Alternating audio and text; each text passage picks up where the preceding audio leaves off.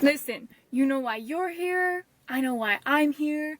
Is it because I like talking about and giving advice on things that I actually don't do myself and don't know about? No, that's called being an ultra-crepidarian. You learn a new word every day.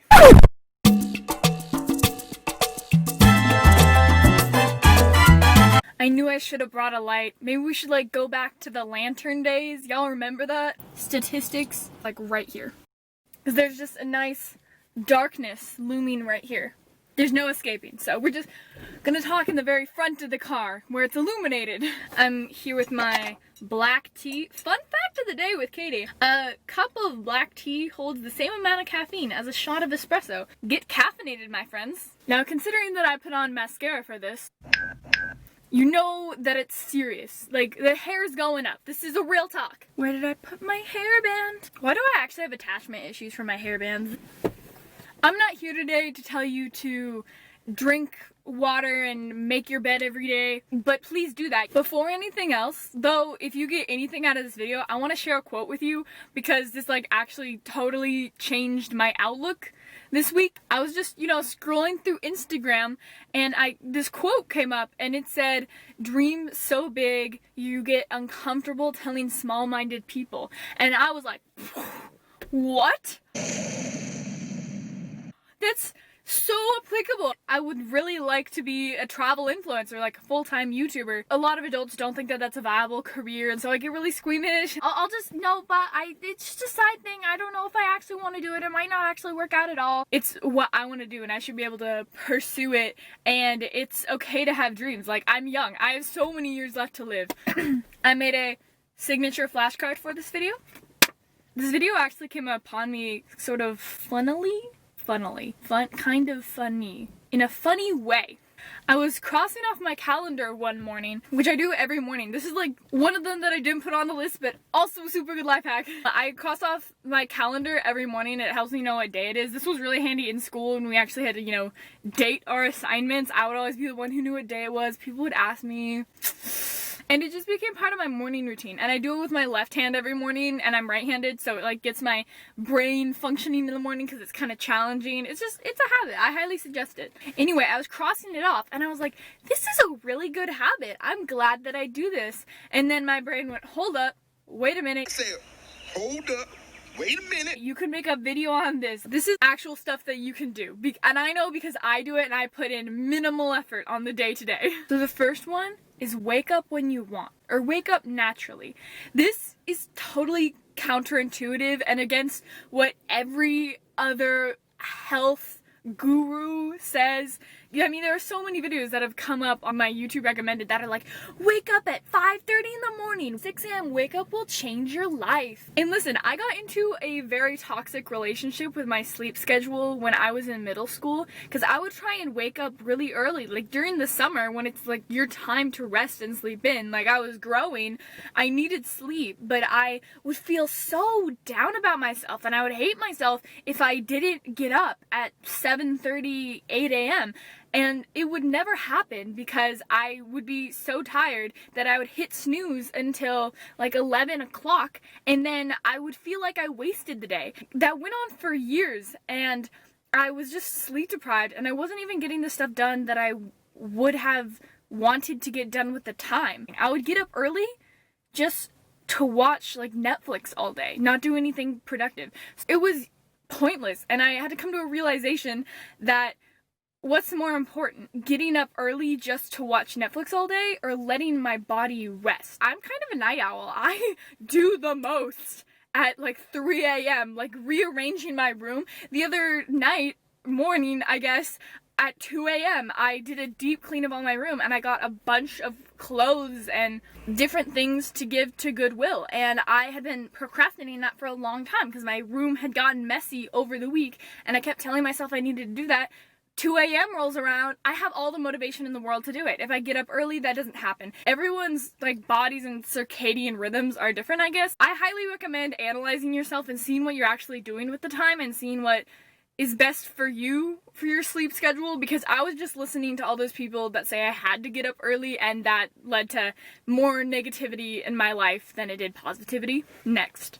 Go outside in the morning. First thing I do when I wake up in the morning after I've made my bed and I've crossed off my calendar and I've washed my face and gone to the restroom, I go straight to the kitchen and I chug a glass of water, and I do that on my back deck most mornings. It's really refreshing right after I wake up to just like go outside and like fresh air.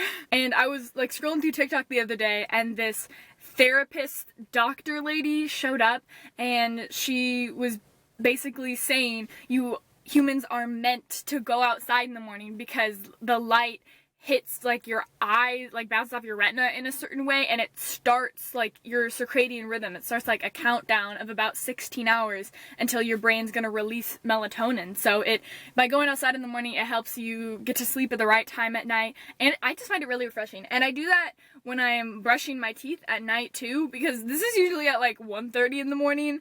I'll like go outside and I'll, put in some music, and I'll be like, jamming to Healy while I'm brushing my teeth, and it's a good time. I like cats come out on the deck. So especially if you know that you don't get out enough a day, I would recommend going out in the morning and night, even if it's just for a little bit. Get some fresh air. Next one. Keep my head up, don't look down. This one isn't like, keep your head up, champ, you're doing great. This is like physically, actually, keep your head up. For the longest time when I was walking like down a hallway or outside, I would just stare at the ground. This came to realization when I used to go to like a lot of summer camps when I was a kid, and we would collect beads to put on necklaces, where if you find a bead on the ground, you get to put it on your necklace, and that's like your I found a bead. And I would find so many of them. Everyone had like one, maybe. I had like 24. And everyone was like, Katie, how'd she do it? She's like the bead spotter. And I realized it's just because I'm looking down all the time. When I would be walking down a hallway in school, I would just be staring at my feet and I wouldn't notice anything. This is weird. And two, it makes you look a lot less confident if you're looking down. It looks like, you're hunched over, like you're ashamed. And physically, that doesn't do good things for your confidence. I'm actually reading a book sort of on that right now, or at least the section of the book that I'm reading right now is on that. It's called Thinking Fast and Slow by Daniel Kahneman, and it talks about how your posture totally affects how you think, and smiling makes you happy. It releases endorphins. Being sad causes frowning. Just frowning causes you to be sad. It goes both ways. And so they did all these studies where they had a bunch of people do different tasks, and some of them they had hold a certain thing in their mouth that caused them like to frown sort of, and then the other half of the people, they just took a pencil and did this. That's like a smile, and you don't realize it. The people who held pencils in their mouth did way better, and they like proved to be happier and have clearer thoughts and be more intuitive and creative when they did the things, which is so like mind-boggling. So posture and how you hold yourself has everything to do with how you think and your mentality. By looking down, I was not setting my mentality up to be positive. And I also noticed things. There's so many posters in my school that I was totally missing. People post things on posters for events that they don't put on the announcements, and I've learned about so many events just through looking up and seeing the posters. It's random, but if you have that problem of looking down like I did, highly recommend. This is similar to the last one. Smile every time you look in a mirror. I don't know why I do this or when it started, but I realized that this probably has a very positive effect on me with the last thing. Smiling releases endorphins, and if you actually see yourself looking happy, your brain's gonna like sort of trick itself into like becoming more happy. If you like are looking at yourself and you're looking at yourself being sad, do you think that's gonna make you happy? But I'm really glad that I do that now that I know and I'm aware that I do that. This one, I cannot stress this enough. Know what you want and say it. Indecisive people like them, but not the fact that they're indecisive. If you're like, hey, would you rather have Thai or Chinese tonight? And they're like, I'm fine, whatever. You didn't help them come to the conclusion. You didn't help them with exactly what they asked you for. They asked you because they want to know what you want.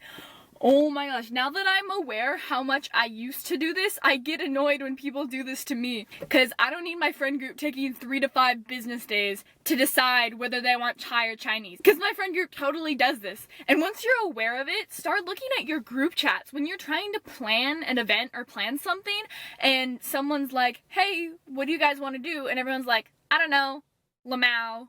And then the conversation ends and the plans don't happen. They don't get executed. And so I started doing it, and it has made life flow way more easily. Be thinking about this, because this sort of thing happens way more often than you think. I can guarantee it. So know what you want and just say it. Let's talk about reading. So I stopped reading until March of last year when COVID hit and I had all this time and nothing to do. I decided to pick up a book, and I have been grinding out the books since. There are so many ways to get information nowadays, but the benefit to reading specifically, I think, is awesome, because in reading you're not doing it electronically. You're not doing it by like scrolling through your phone, which you're already doing all day. By reading, you're forcing yourself to slow down and actually work out your brain, because reading is super good for your brain too. You're forcing yourself to focus, which is so important nowadays. Nowadays we have the focus and attention span of goldfish, and the success of apps like TikTok just prove it. People will do that for hours and hours. You know why? Because it keeps them entertained. They're not having to focus for very long. They're getting that instant gratification. And your attention span's only going to get worse unless you force your brain to focus on things and to get into flow. There's so many things you can learn from reading, and it helps you focus, and it gives you a really calm time in the day. It's almost like meditation. Okay, next. Change what you're consuming. For the most part, as far as social media goes, you dictate what you're consuming and what you're putting into your brain. Because based on what you like and what you watch most and for the longest, it's gonna alter your feed to be particularly for you. And so if you're liking a bunch of like memes and stuff, you're gonna get a bunch of memes. For me, I found that my Instagram was not a good form of entertainment, because while I was getting entertainment from it, it wasn't positive. It was random junk that I was wasting my time watching. And I realized I was wasting my time and I wasn't getting relaxation from it. It wasn't relaxing to me. I feel like this steering wheel is blocking, like, the view. Is that better? I wasn't getting relaxation from it. Quite the opposite, actually. It was like stimulating to my brain. And I realized that's not what I wanted nor what I needed, because over the break I found a TikTok that perfectly described how I was feeling. Let me recreate it for you. Did you get anything done today? No. Well, did you at least rest and relax today? Somehow also no. And I thought to myself, that is exactly what I've been feeling. I've been doing absolutely nothing, but I'm not feeling rested or restored. And so I've dedicated my Instagram feed. I'm only liking things that relax me and center me, things that make me feel good and that are positive. It's okay, because it makes me feel good and restored, and that's way better than a ton of memes that were just filling my brain. Speaking of which, a video came up on my YouTube recommended the other day, not because I was scrolling YouTube because I was procrastinating homework. That's not me.